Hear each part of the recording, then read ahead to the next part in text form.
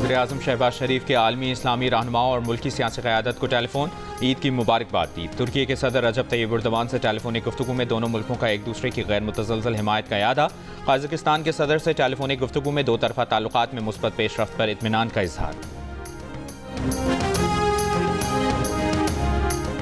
صوبے کے ریونیو میں اضافہ ہوا ہے، اب تو ہم وفاق کو بھی قرضہ دے سکتے ہیں۔ وزیر اعلیٰ خیبر پختونخوا علی امین گنڈاپور کا دعویٰ، کہا وفاقی حکومت نے افغانستان کے ساتھ مذاکرات شروع کر دیے ہیں، ہم چاہتے ہیں کہ صوبے کے جرگہ ممبران کو بھی اس میں شامل کیا جائے۔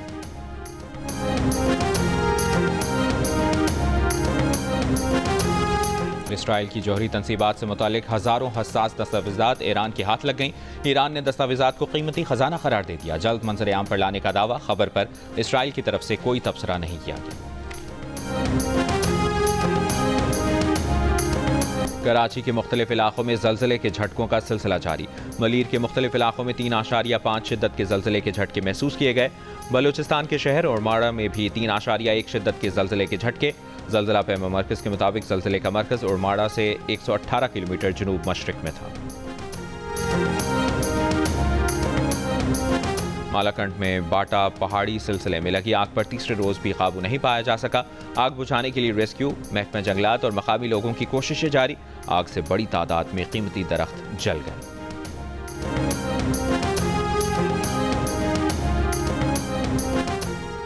آج سے 12 جون تک ملک کے بالائی علاقوں، وسطی اور بالائی پنجاب، اسلام آباد، خیبر پختونخوا، سندھ کے بالائی اور وسطی علاقوں میں ہیٹ ویو کا خدشہ۔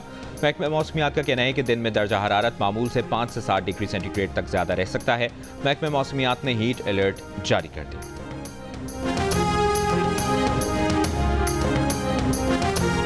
پی ٹی آئی رہنما اسد قیصر کا کہنا ہے کہ گزشتہ 24 گھنٹوں سے سوابی میں صرف 2 گھنٹے بجلی فراہم کی گئی۔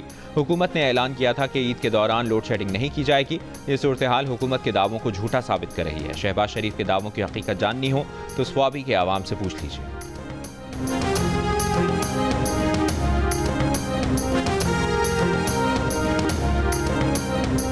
گلگت میں اساتذہ کا صوبائی وزیر تعلیم کے دفتر کے باہر دھرنا عید پر بھی جاری۔ دھرنے میں بڑی تعداد میں خواتین اساتذہ بھی موجود۔ عید بھی دھرنے میں ہی منائی۔ اساتذہ نے اپنے پے اسکیل میں اضافے کے لیے دھرنا دے رکھا ہے۔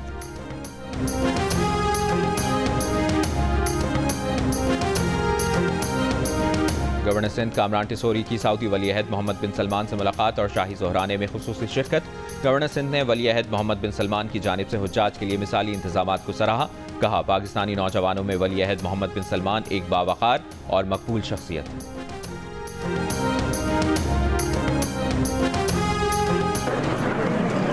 سارا پرائم منسٹر صاحب میاں شہباز شریف صاحب کی طرف عید نی مبارک بھی ہونے اور تسا سارا پاکستان عزت اور وقار جڑا دنیا تے بحال ہویا، انڈیا ناک آؤٹ کیتا پرائم منسٹر صاحب کی قیادت سے، اس نے بھی مبارک۔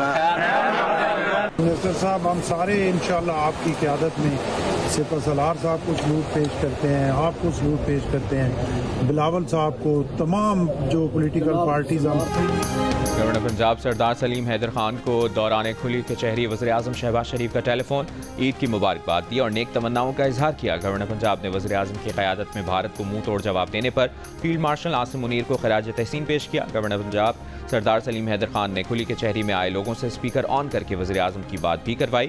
وزیر اعظم شہباز شریف سے گفتگو میں گورنر پنجاب کا کہنا تھا کہ ہم بلاول بھٹو اور وزیر اعظم کی قیادت میں متحد ہیں۔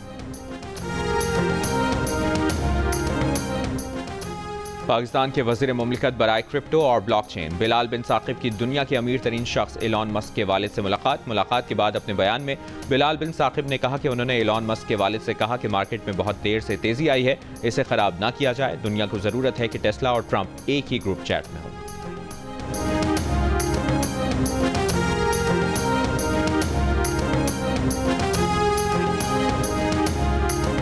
ٹرمپ بمقابلہ مسک، سیاسی، معاشی اور خلائی محاذ پر طاقتور شخصیات کی خطرناک جنگ چھڑ گئی۔ فروری 2025 میں ٹرمپ کو اپنا دوست اور سرپرست قرار دینے والے مسک نے 3 جون کو ٹرمپ کے بگ بیوٹیفل بل کو مالیاتی بد انتظامی قرار دیا۔ جواب میں ٹرمپ نے مسک کو دماغ سے محروم قرار دے کر اسپیس ایکس کے $38 ارب کے معاہدے منسوخ کرنے کی دھمکی دی۔ امریکی صدر اور دنیا کے امیر ترین شخص کے درمیان تنازع کی ہر خبر دنیا کی سب سے بڑی خبر بن گئی۔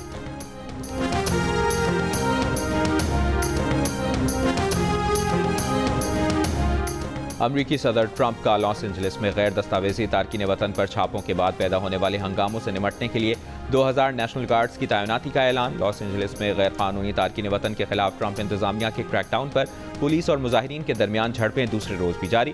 مظاہرین کو منتشر کرنے کے لیے پولیس کی شیلنگ اور لاٹھی چارج۔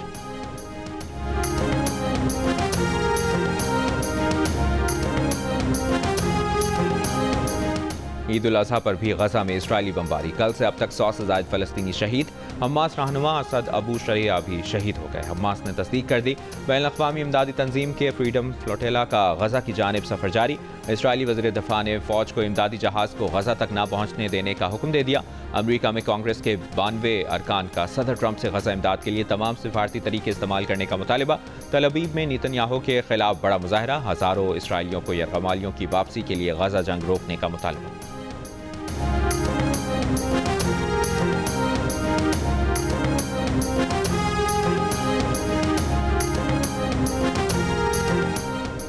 بھارتی ریاست منی پور کے دارالحکومت امپھال میں ایک بار پھر احتجاج۔ مظاہرین نے سڑکوں پر ٹائر جلا کر راستے بند کر دیے۔ کئی اضلاع میں کرفیو نافذ۔ انٹرنیٹ 5 دن کے لیے معطل۔ احتجاج رہنما کانن سنگھ کی گرفتاری پر شروع ہوا۔ منی پور میں مئی 2023 سے جاری فسادات میں اب تک 260 سے زائد افراد ہلاک ہو چکے ہیں۔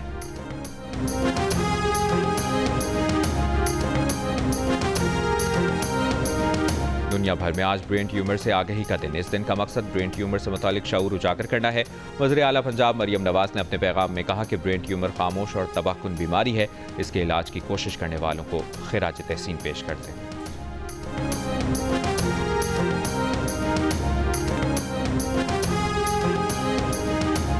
کوالالمپور میں FIH نیشنز کپ کھیلنے پاکستان ہاکی ٹیم ملیشیا پہنچ گئی۔ نیشنز کپ 15 سے 21 جون تک کھیلا جائے۔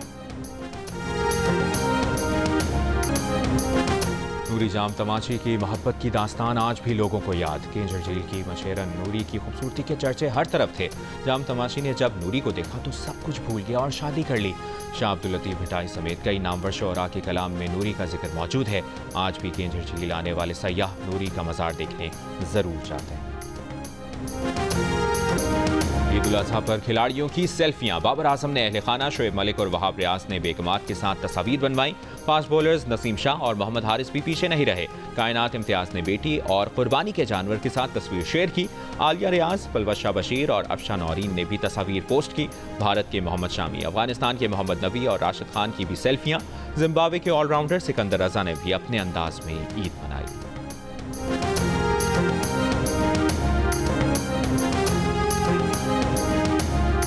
خوف اور دہشت سے بھرپور جیو فلمز کی پیشکش فلم دیمک کو کراچی میں شائقین نے پسندیدگی کی سند دے دی۔ فلم دیکھنے والوں کا کہنا ہے کہ فلم بہترین پروڈکشن ہے۔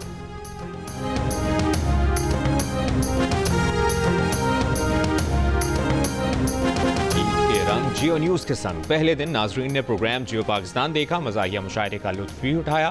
ہنسنا مناہے میں سیلیبریٹیز اور بہادر فوجی جوانوں کے ساتھ قہقہوں بھری ملاقاتیں، کھلاڑیوں اور اہم شخصیات کے ساتھ مزیدار گفتگو۔ پروگرام جرگہ اور سکور میں رہیے عید پر جیو نیوز کے سنگ۔